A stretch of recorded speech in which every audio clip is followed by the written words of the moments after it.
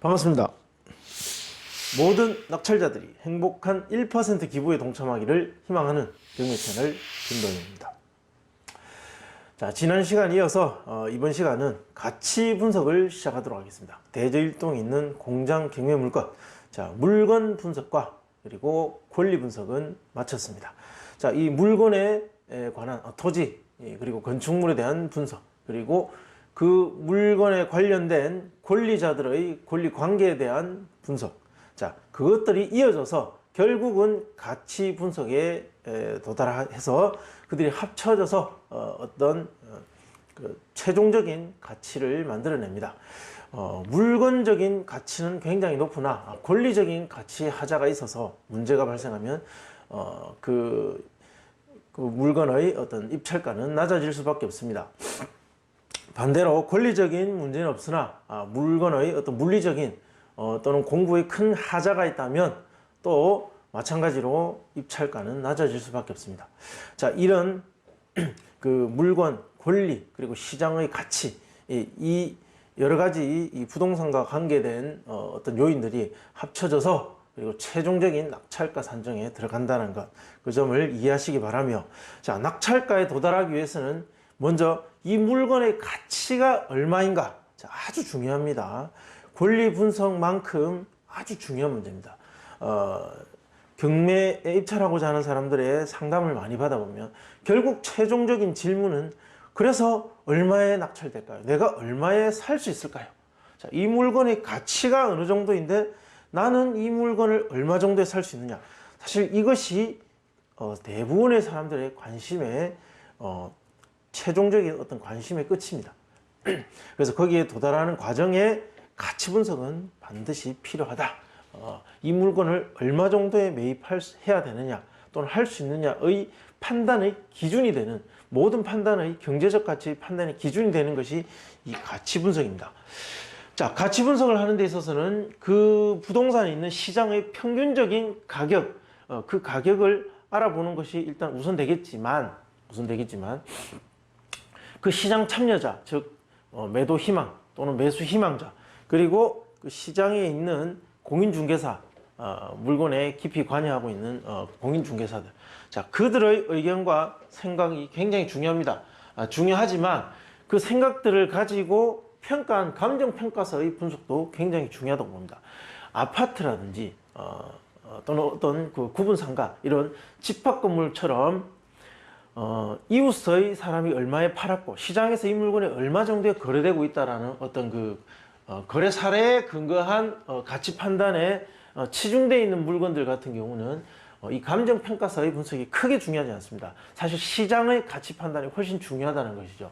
그러나 지금 이 공장처럼 토지, 이 건물, 그것이 분리되어서 가치 분석이 필요하고 또 개별성이 굉장히 강하게 발휘되는 물건일수록 이 감정평가서의 분석은 굉장히 중요합니다. 이 감정평가의 영향을 받을 만한 우리 입찰 경쟁자들의 생각, 그리고 그 시장 참여자들의 생각이 합쳐져서 결국은 낙찰가를 형성시키기 때문에 이 감정평가서의 영향을 받을 법한 경쟁자들 때문에라도 먼저 이 감정평가서를 분석해서 판단할 필요가 있다는 것입니다.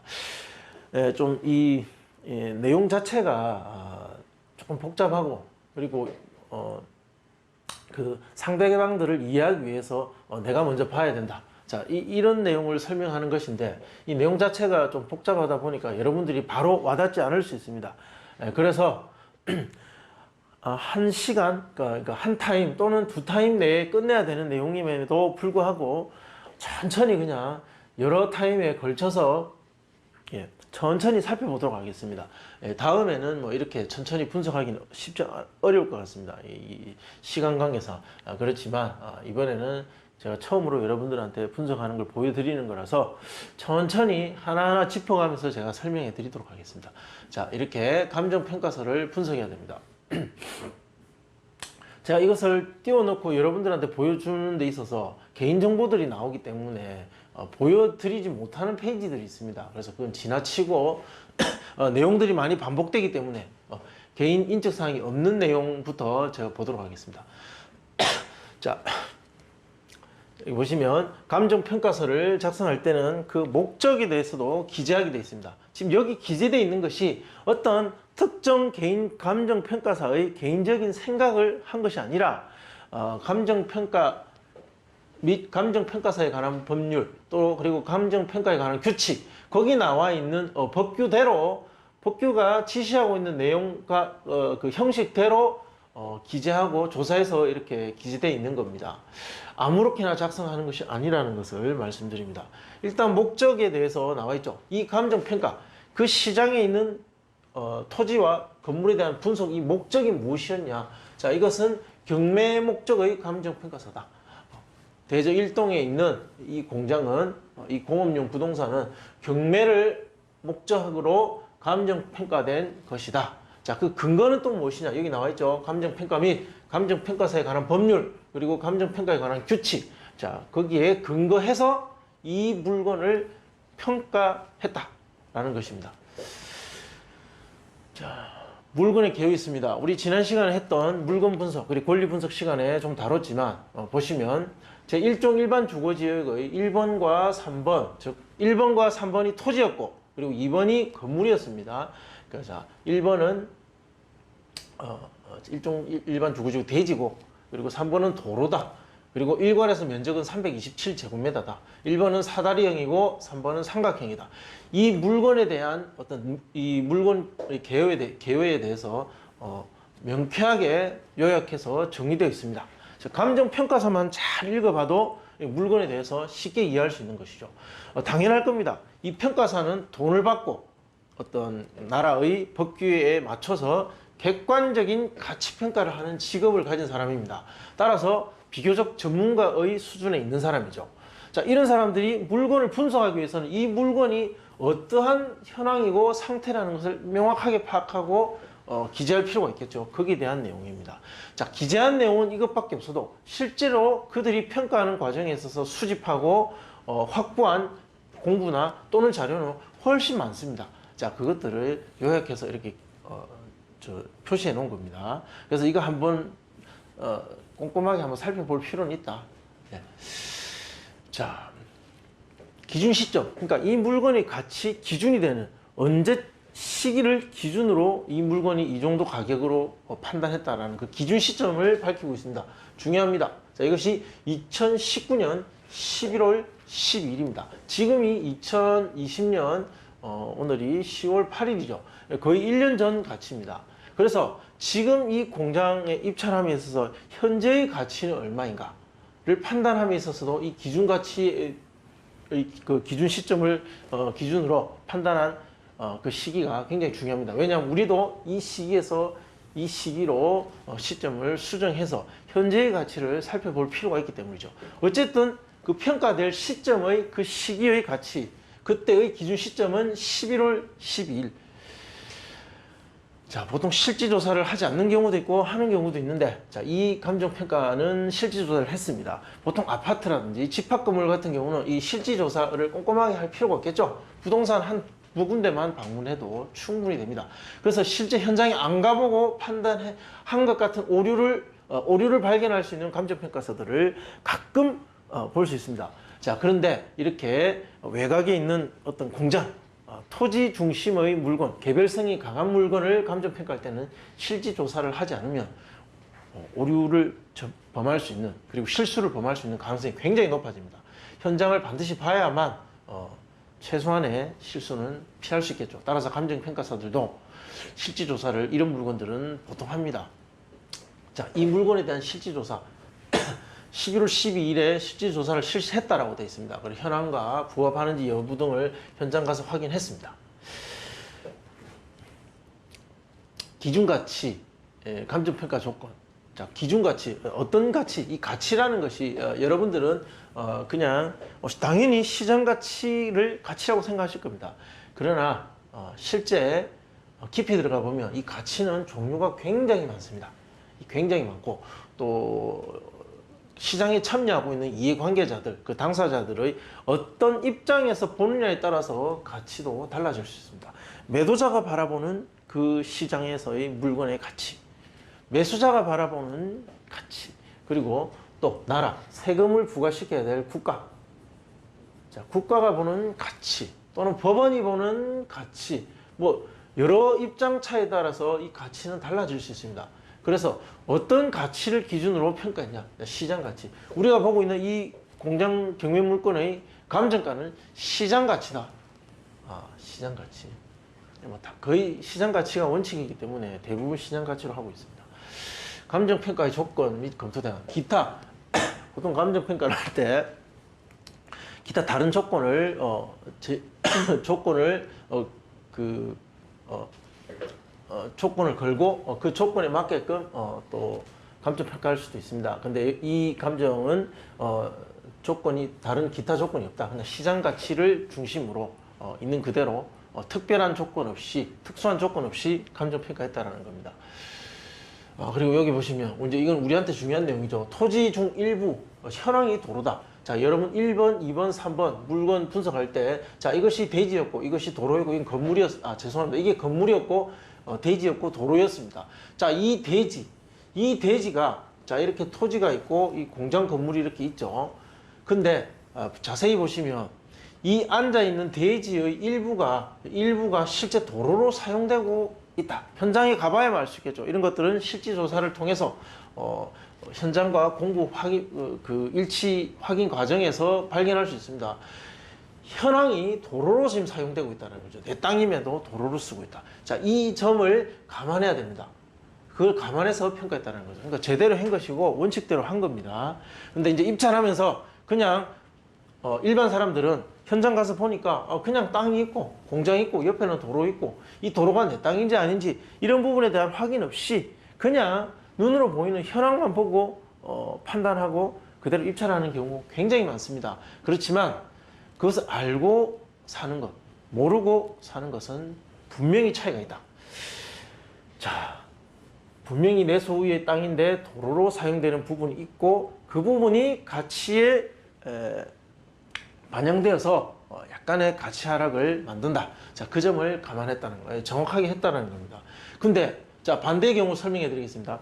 실제 현장 갔는데 현황의 일부 도로로 사용되고 있는데 감정평가서에 이런 내용이 없다라면 그 감정평가서는 실수를 한 것이고 그 감정가는 신뢰할 수 없다는 것이죠. 그러니까 우리가 입찰가를 산정할 때 그 감정가를 기준으로 어느 정도 시장 가치를 보고 내가 생각하는 가치를 반영해서 입찰하게 됩니다. 자, 그런데 그 감정평가 가격이 잘못되었다는 것을 발견하게 되면 그 가격을 신뢰하지 않겠죠. 그럴수록 더욱 정신 차려서 내가 보는 정확한 가치를 판단해 봐야 된다는 것이죠. 자, 그래서 감정평가서를 분석하는 과정은 일련의 그 가치가 형성되는 과정을 살펴보고 이해하는 과정일 수도 있지만 무엇이 잘못된 것이 없는지 뭐 빠진 것은 없는지 또는 내가 놓쳤는데 저 사람은 저 감정평가사는 발견해서 기재해 놓았는지 그런 것들을 비교하고 확인해 가는 과정이다라고 보셔야 됩니다. 따라서 이런 개별성이 강한 물건은 감정평가서의 검토가 필수적이다. 자, 그러나 많은 대부분의 사람들이 그다지 그냥 그 숫자와 확인만 있지 아주 세세한 부분까지 확인하는 사람은 별로 없습니다. 자, 이런 것들을 두고 수업하는 뭐 유튜브 강의나 이런 것들 거의 없는 것 같더라고요. 네. 그래서 처음 제가 보여드리니까 꼼꼼하게 해드리고 있는 겁니다. 감정평가의 산출 근거 및 결정 의견. 자 보시면 어떤 감정평가 방법을 적용했냐는 겁니다. 감정평가 방법도 여러 가지가 있습니다.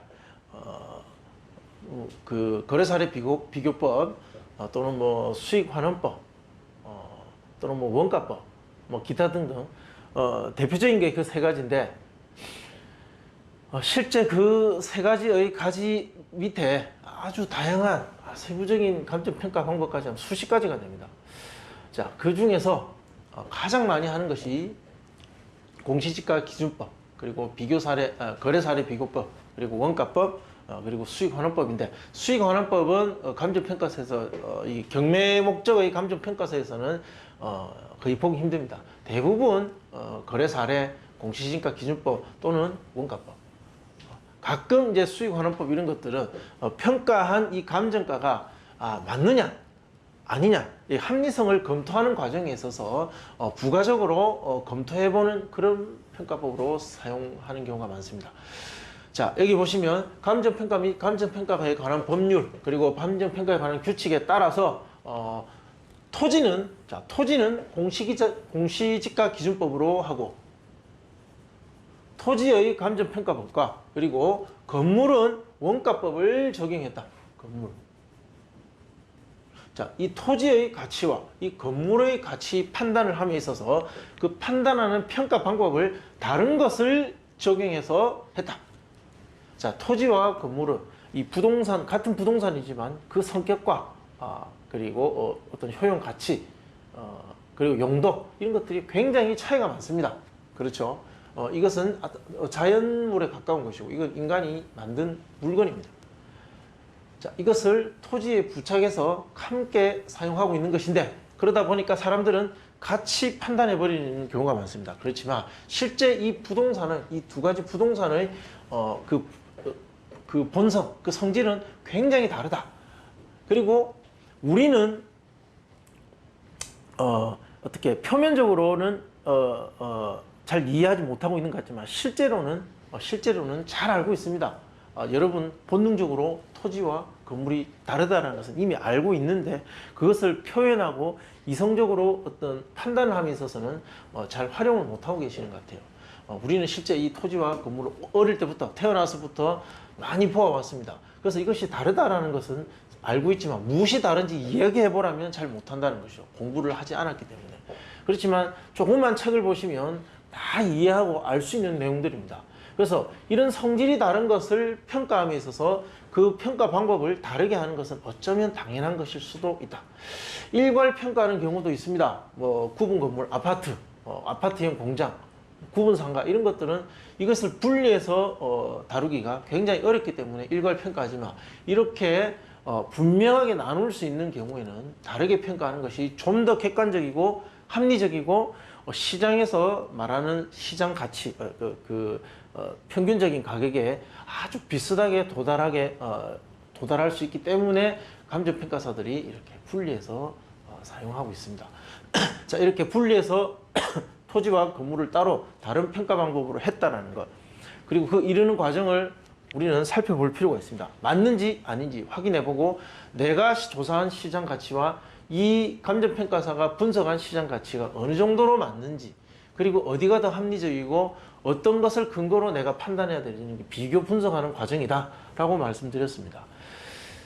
자, 두 번째 보면 여기 보면, 자, 보통은 첫 번째 감정평가를 하고, 그리고 두 번째 다른 방법으로 분석해서 이것이 맞는지 아닌지 합리성 검토를 하고 있습니다. 그 내용입니다. 감정평가 방법을 주된 방법으로 적용하여 감정평가하고, 그리고 다른 방법으로 또 평가를 해서 합리성을 검토해야 되는데, 그 적용하는 것이 곤란하거나 부적절한 경우에는 다른 감정평가 방법을 적용하도록 규정하고 있다.